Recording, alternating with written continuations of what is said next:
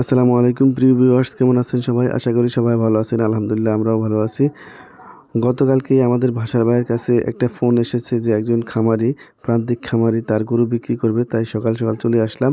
এসে দেখি খামারি তার গরুর জন্য একেবারে তাজা ঘাসগুলো এই নদীর পাড়ে ধুয়ে রেখেছে।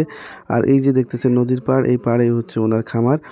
তো আমরা সকাল, সকাল খামারে আসলাম এবং যেহেতু আমরা আগে থেকে আমাদের যোগাযোগ, তাই উনিও রেডি ছিলেন। উনিও একেবারে প্রস্তুত। আমাদের লেনদেন আগেই হয়ে গিয়েছিল, যেটা অফ ক্যামেরায় হয়েছে। তো এখন এখানে আমাদের মুজিব ভাই আছেন, যিনি আমাদের গরুগুলো বিভিন্ন খামার থেকে বের করেন। আরও আরেকজন আছে আরিফ ভাই। তো আরিফ ভাই এখন নাই, এখানে আছেন মুজিব ভাই। তো খামারি আমাদেরকে গরুটা আমাদের হাতে হস্তান্তর করেছেন আমাদের মুজিব ভাইয়ের কাছে। আর যেহেতু এই গরু কখনো ঘর থেকে বের করা হয় নাই, তাই গরুটা বের হওয়ার সাথে সাথেই দিল দৌড়। আমিও আসলে তাদের সাথে দৌড়ালাম। এরপরে আমরা দৌড়াতে, দৌড়াতে একটু সামনে এসে আস্তে দৌড় থামলো এবং আমরা আমাদের গরুটাকে হাঁটাতে শুরু করলাম। এভাবেই আমরা আমাদের খামারে নিয়ে আসলাম। বাসার বাইরের খামারে গরুটা নিয়ে এসেছি। এই যে এখনই আমরা খামারের ভিতরে ঢুকাবো। যেহেতু আমরা প্রান্তিক খামারের কাছ থেকে গরু এনেছি, তাই আমাদের কোনো আসলে কোয়ারেন্টাইনের প্রয়োজন বোধ করি না। তো কিছুক্ষণ রেস্ট করার পর আমরা গরুটাকে খেতে দিলাম। এই যে এখানে খাচ্ছে। ঠিক তখনই বাসার ভাইয়ের কাছে আরেকটি ফোন আসলো আমাদের চাঁদপুর সদর থানার বাগাদি ইউনিয়নের চৌরাস্তা বাগড়া বাজার থেকে। তো সেই কথা যে ফোন পেয়ে আমরা আবার চলে আসলাম আরেকটি গরু দেখার জন্য। এখানে যে ভদ্রলোক গরুটা বিক্রি করবেন, তিনি মূলত খামারি। তো গরুটি দেখে এটাও আসলে গাভী গরু। তো এই গরুটা দেখে আমাদের আসলে মোটামুটি পছন্দ হয়েছে, খুব একটা বেশি পছন্দ হয় নাই। তবে দামের দিক থেকে আমাদের কাছে একেবারে বেশি দাম মনে হয়েছে, যে দামটা চেয়েছেন আমাদের এই খামারে। তো আমরা আসলে দামের সাথে আমরা আসলে পারি নাই। তারপরে এখানে গরুটা দেখে তারপরেও কিছুটা মোলামুলি করেছি, দরদাম করেছি। তারপরে উনি আমাদেরকে গরুটা ছাড়ে নাই। ঠিক সেই সময়ে আরেকটি ফোন আসলো।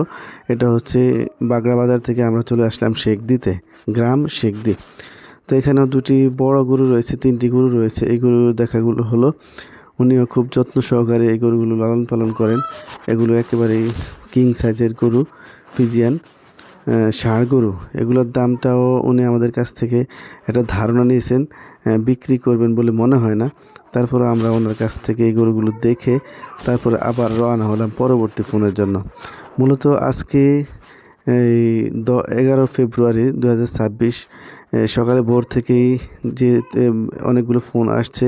যেহেতু আগামীকাল নির্বাচন, তাই আমরাও আসলে ফোনগুলো সবগুলো ফোনের সাথে সাড়া দিয়েছি। চেষ্টা করেছি যতগুলো ফোন আছে সবগুলোর সাথে সবগুলো স্পটেই আমরা দেখব। তো এইভাবে আমরা শেখদি থেকে চলে যাচ্ছি এখন কৃষ্ণপুরের দিকে, এটাও ফরিদগঞ্জ থানায়। তো এই ভদ্রলোকের কাছে আমরা আসলাম, এই যে যাচ্ছি বাড়ির ভিতরে। তো দেখার পর উনি আমাদেরকে নিয়ে গেলেন ওনার খামারের মধ্যে। এই যে দেখুন, একেবারে প্রান্তিক পর্যায়ের খামারি।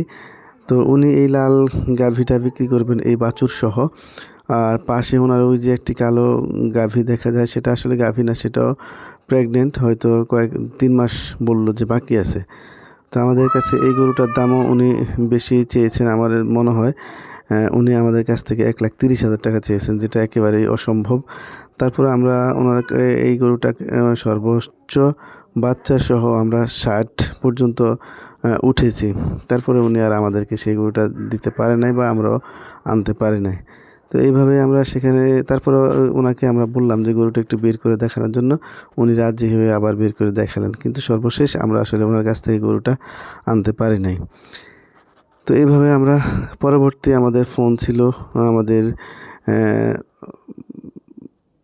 অন্য একটা জায়গায়, আসলে জায়গাটার নামে মুহূর্তে মনে পড়তে আসে না। এটা নদীর পাড়, নদীর ওপারে।